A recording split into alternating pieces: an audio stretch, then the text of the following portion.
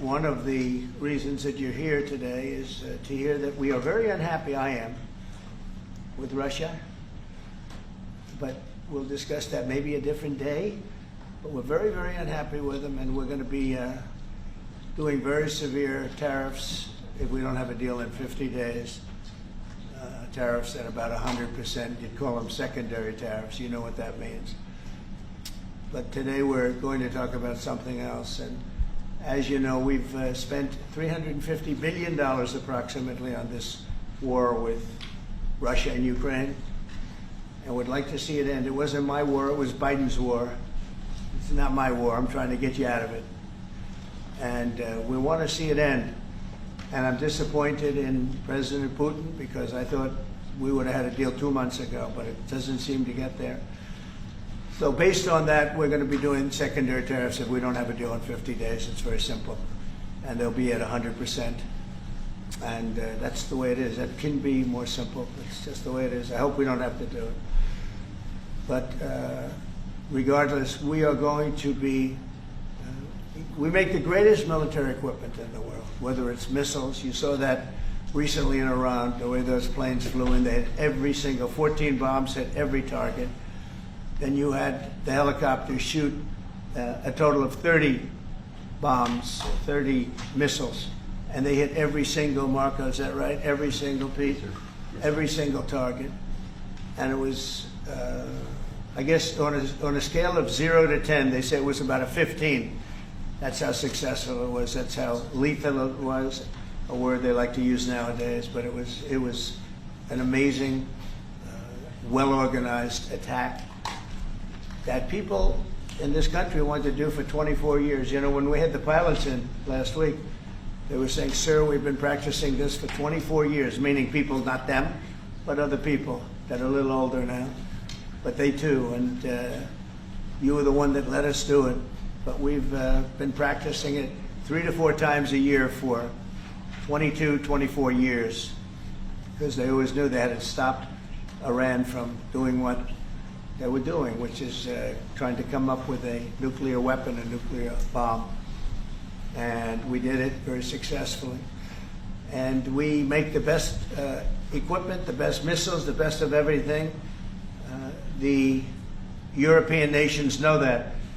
And we've made a deal today, and I'm going to have Mark speak about it, but we've made a deal today where we are going to be sending them weapons and they're going to be paying for them. The United States will not be having any payment made. We're not buying it, but we will manufacture it and they're going to be paying for it. Our last meeting of a month ago was very successful in that they agreed to 5%, which is more than $1 trillion a year, so they have a lot of money. And these are wealthy nations. They have a lot of money and they want to do it. They feel very strongly about it, and we feel strongly about it too. But we're in for a lot of money and we don't want to do anymore, and we can't. But we make the best, and we're going to be sending the best to NATO, and in some cases to maybe, at Mark's suggestion, if we go to Germany, where they're going to send early on missiles, and they'll be replaced, and NATO is going to take care of it. It's going to be coordinated by NATO, and they're going to work very much with Matt Whitaker, who's right here, who's a great ambassador, and Matt's going to be coordinating. You better do a good job, Matt. I will. But Matt's going to coordinate. He's a very talented guy. He's going to coordinate everything. So in a nutshell, we're going to make top-of-the-line weapons, and they'll be sent to NATO. NATO may choose to have certain of them sent to other countries where we can get a little additional speed, where the country will release something and it'll be mostly in the form of a replacement. And I'd like to have Mark, and again, just a highly respected, pretty young guy for having had the career that he's had, because he had an amazing career before going to NATO. So and we spent a lot of time together over the last couple of months. And if you could say a few words. Absolutely. No, Mr. President, dear Donald, this is really big. This is really big. You called me on Thursday that you had taken a decision. And the decision is that you want Ukraine what it needs to have to maintain, to be able to defend itself against Russia, but you do want Europeans to pay for it, which is totally logical. And this is building on the tremendous success of the NATO summit. The 5%, but also the decision to keep Ukraine strong and the decision to increase our defense industrial production. So based on that, that was Europe stepping up. This is again Europeans stepping up. So I've been in contact with many countries. I can tell you that at this moment, Germany massively, but also Finland and Denmark and Sweden and Norway, the United Kingdom, the Netherlands, Canada, they all want to be part of this. And this is only the first wave. There will be more. So what we will do is work through the NATO systems to make sure that we know what Ukrainians need, so that we can make packages. Of course, in a way, we discussed it this morning with Pete Hegseth at the Pentagon, in a way that, of course, the US will keep on its stockpiles necessary to defend this country. That's absolutely clear. But it will mean that Ukraine can get its hands on really massive numbers of military equipment, both for air defense, but also missiles, ammunition, etc., etc. So if I was Vladimir Putin today and hear you speaking about what you are planning to do in 50 days and this announcement, I would reconsider whether I should not take negotiations about Ukraine more seriously than I was doing at the moment, if I was Vladimir Putin. But when I'm Ukraine, I think this is really great news for them. So I really want to thank you for that. And it means the Europeans paying for it.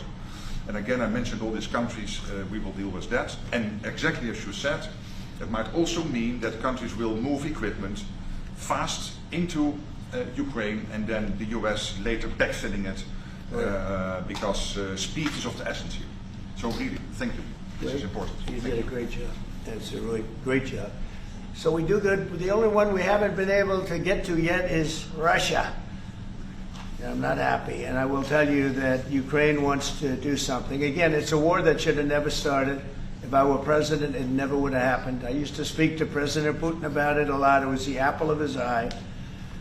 But once I saw what was going on, I said, you know, they're gonna have a war here. I was outside. Election was rigged. I was outside looking in, and I said, you know, that thing's going to be a war. Couldn't believe it, because what Biden said was the exact opposite of what should have been said. And it started, and it's a real mess. We're losing, I guess they're losing 5,000 or 6,000 people a day. It's actually now more. I was saying 5,000 a day. It's actually more now.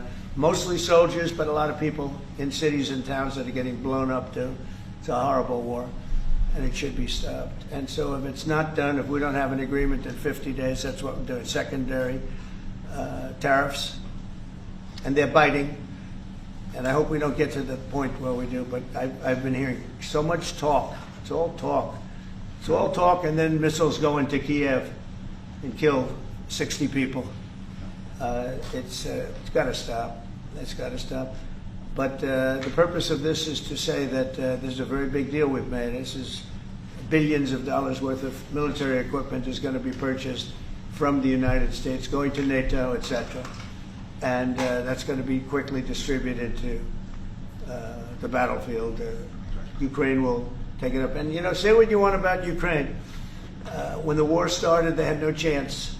And they still would have had no chance if the equipment, they had the best equipment, because we do make the best planes and missiles, and we make the best military equipment in the world by far. You know, we have new things coming out that are beyond belief, and I'm very excited about the Golden Dome. It's going to give us very strong protection. We've already started that. But they had courage, because somebody has to use that equipment. And they fought with tremendous courage, and they continue to fight with tremendous courage. But they don't have, they're losing on equipment, and Russia's really taken a very positive, very strong, I mean, what they've done the last couple of weeks. Without military reasons. So what they are doing is 700 drones a day, missiles, bombing cities. This is not because of military goals. It is just creating panic, keeping people out of their sleeps, hitting towns. It's really terrible, and it is meaning a lot of people lose their lives, but also the infrastructure, whole cities being they're wiping out the electric. It's going to take years to rebuild it. That's going to be the next problem, because but that's going to take a long time. Cities, many of the cities are knocked down to the ground. Many of the people have left, but many have stayed. I don't know. They actually stay. Most have stayed, actually. It's incredible that they stay, and knowing that a missile could be hitting your apartment house, and your apartment house that you're sitting in could collapse on top of you. and they do very heavy construction. They don't use rebar, they do very thick concrete construction. Those are heavy buildings, big buildings and heavy buildings, and they collapse like they're made out of paper. It's unbelievable to see this happening with people, so many people being killed. So we think we're going to make progress, and we hope we're going to make progress. In the meantime, we're going to get you good service on what you need. And we really became friendly with NATO this last meeting. You know, we went from 2% to 5%, which everyone said was not even a possibility. They weren't paying 2%. Many of them were paying much less than 2%. But even those, since you became president, all committed to the 2% before the summit. And now collectively we committed to the 5%. That's right, they did. And they've been very good. And I think I made a lot of friends over there. We had a couple of days of very intensive talks. And they're great people. They're leaders of countries. Leaders of countries. Many of them great countries, some of them smaller countries, but for the most part, I'd say very solid, strong countries, and very successful. Some of them are among the most successful countries in the world. So that's the story. We hope that's going to have an impact on Vladimir Putin, and we hope it's going to have an impact on Ukraine also. We want to make sure that Ukraine does what they have to do. All of a sudden they may feel emboldened, or maybe they don't want. You know, this is a very difficult situation. Ukraine wants a peace deal. I think so. And they will stay committed to that, there's no doubt. They want it. But the Russians have to become They have to serious. continue to want it, though. Yeah, I agree. But you and I will make sure of that. All of a sudden they get no. You and I will make sure of that. We'll make sure. I feel confident that they will do what has to be done. Plus, we have certain parameters that both sides know, and we already know what should be done. So I think that's going to be it's going to be very strong. We want everlasting peace.